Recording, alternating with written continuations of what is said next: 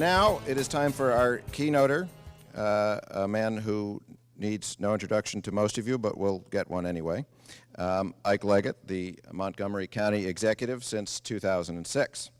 He's the first African American to be elected to this office. He also served 4 terms on the Montgomery County Council.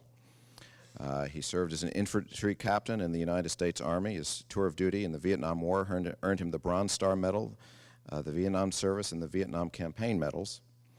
He worked for the late Congressman Parren Mitchell, Social Security Administration, the Department of Navy, and as a White House Fellow in 1977. He was a professor of law and assistant dean at the Howard University Law School. He and his wife, Catherine, live in Burtonsville. Ladies and gentlemen, Ike Leggett.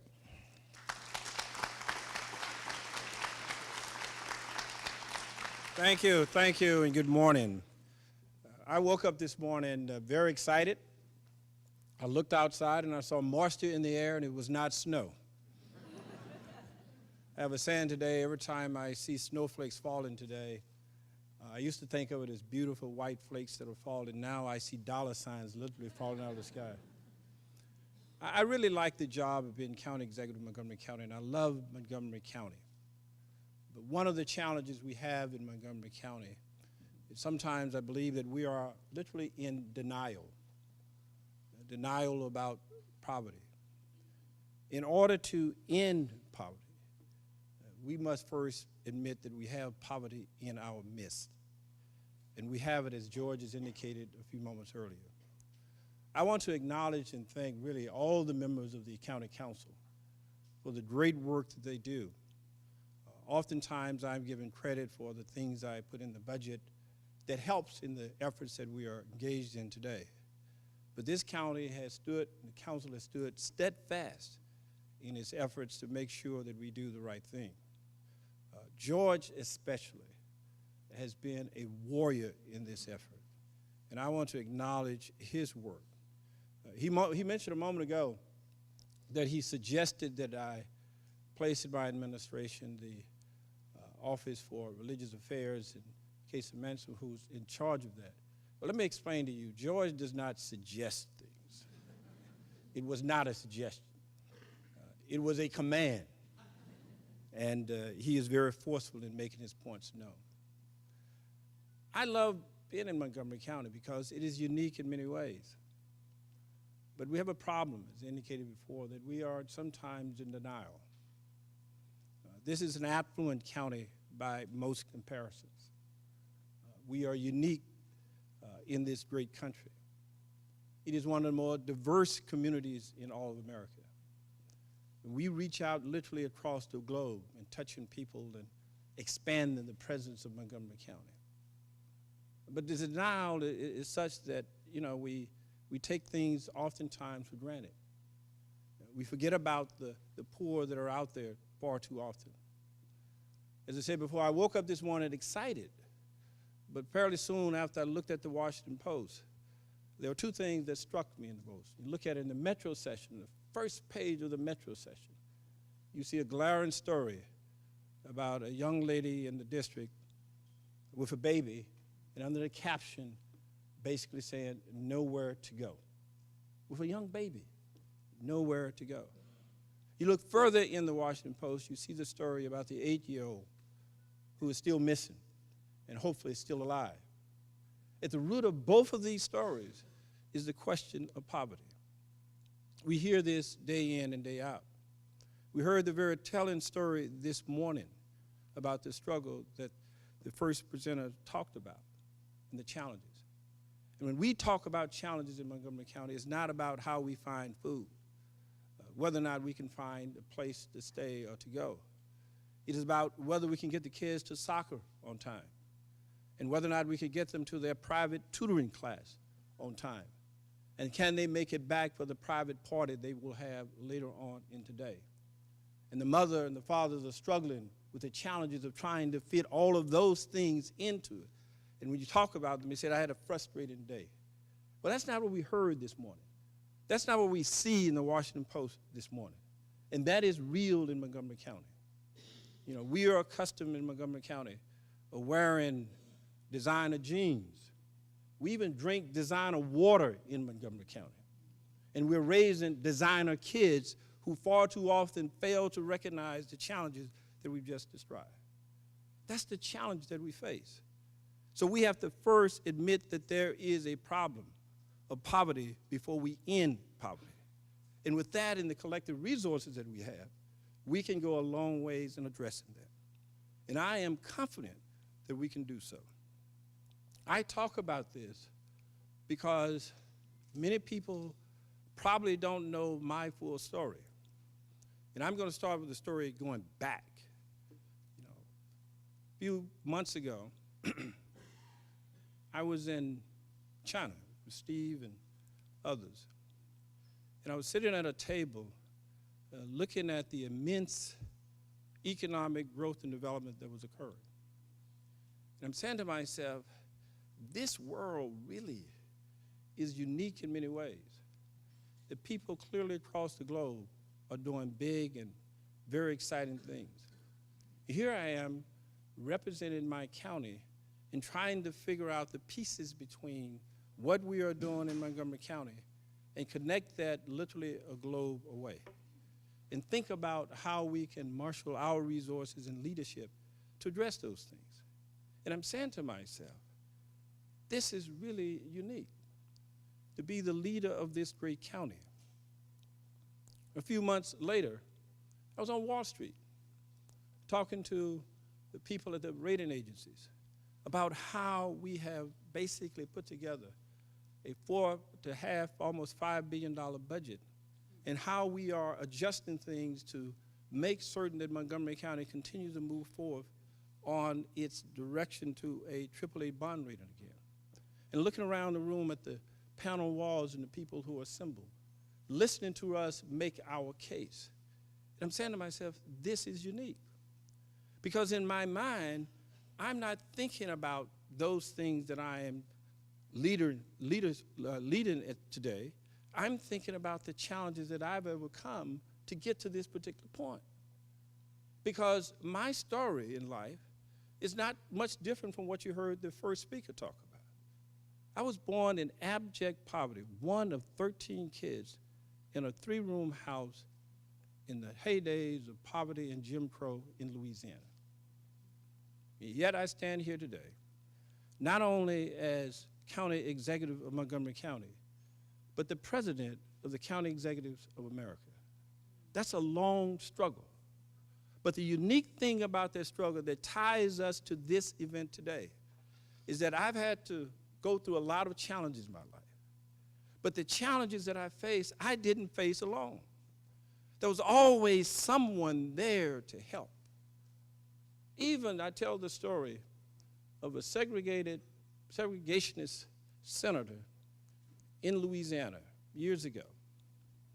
When I struggled to actually get into college, had little or no money, and was begging literally for scholarship money, I decided, after I was actually in one day, to visit my state senator in Louisiana. And I walked up to his office in the state capitol, a guy by the name of Cecil Blair. He was one of the hard-nosed segregationists in the state. And I walked up to his office, and I said, and, at that time, and still here in Maryland, you have these scholarships that the senators and the delegates will give out. Well, the same thing in Louisiana. They will give scholarship for students in school. So I walked up to his office, and I said, Senator, I'm here to talk about one of the scholarships that you have an opportunity to give. And I indicated to him that I was attending Southern. I was a first-year student. So Senator Blair's first reaction was, I've never given a scholarship to students at that school. I haven't done so, and I'm not prepared to do so now. So I explained to Senator Blair that my brother and one of my sisters had worked on his farm. He said, I don't care. I'm just not doing it. I've never given a scholarship over there. I'm not about to start. So I left disappointed, thinking that I will not get enough scholarship money to continue school, and realizing that I was up a very, very difficult creek. Well, 6 weeks later, I received a call from the financial aid office on the campus. and they called all excited. They said, Senator Blair has given you a scholarship. This is the first time that this has ever happened. This segregationist person has given you a scholarship. And so they said, well, how did that happen? I said, I just asked. The point that I'm making is that my support and help came from a variety of sources. I didn't get to this point by myself. It was through the prayers. It was through the support. It was through the generosity of others that allowed me to get to this point, that always provided that sparkle of hope, that hope that you can overcome almost anything. And that's what this is about, helping to connect the resources and the programs and the services to provide the hope for the people who most need it.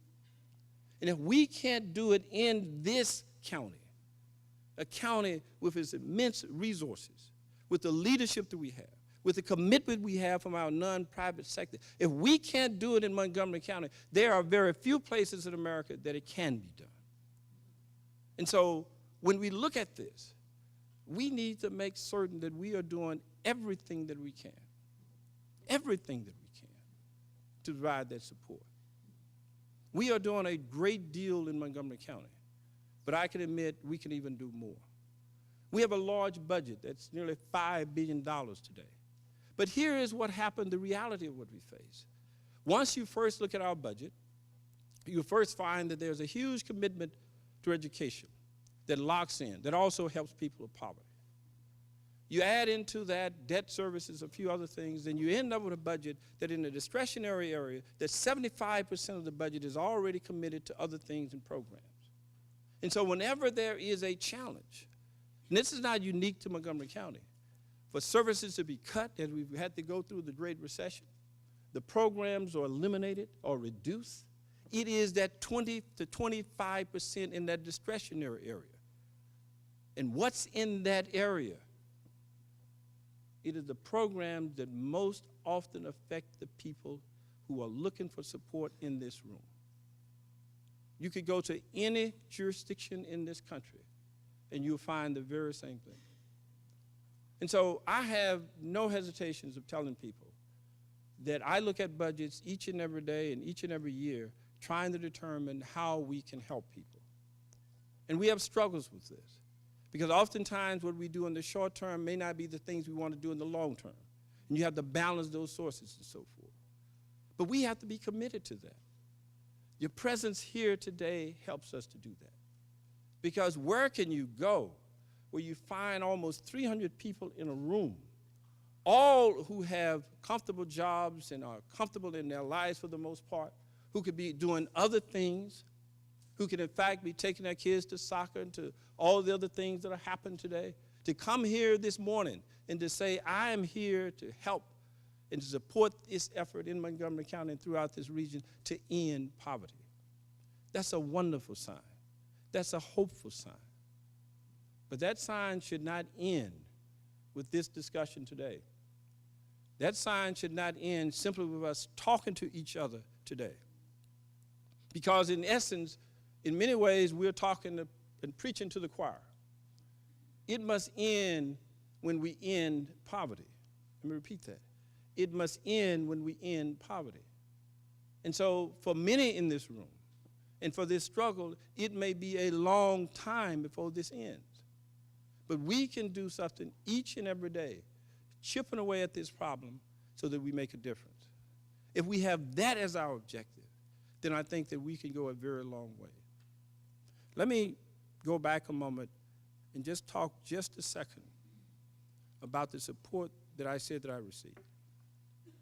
I also received some support from people in my community when I was trying to go to college who were very poor, because they knew of the efforts to try to get young people into school and to college. After I said before, I literally begged my way in, struggling to get the money together. My little church in Louisiana at that time realized that it would be a struggle.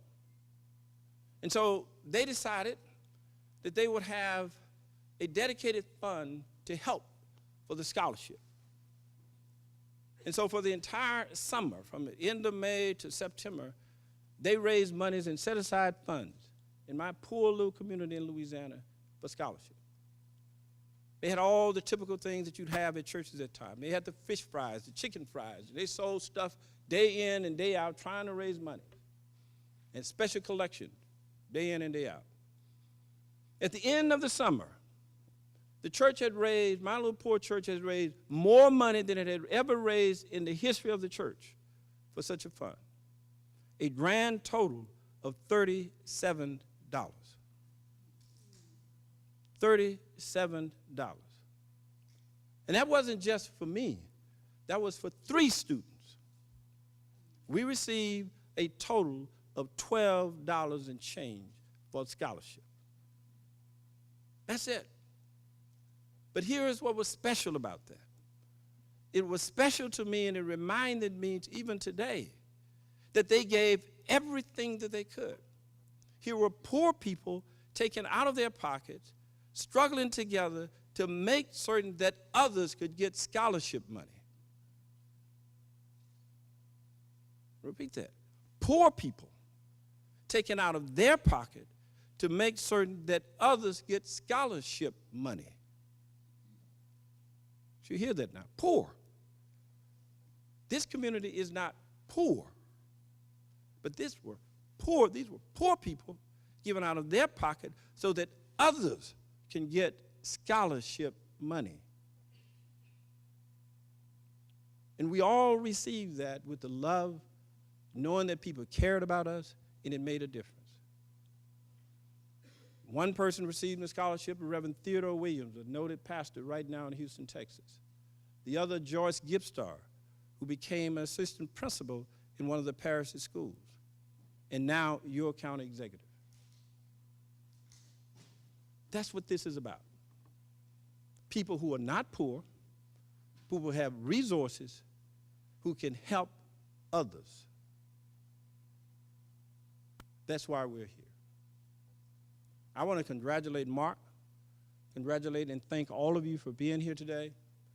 Thank all of the people within my department for what you have done to help make us to be a model in this community. The members of the county council, George Leventhal especially, and all of you for doing what you're doing each and every day to help us to end poverty. We have a problem, we're going to fix it, but we do so with your help to give those who need it hope. Thank you.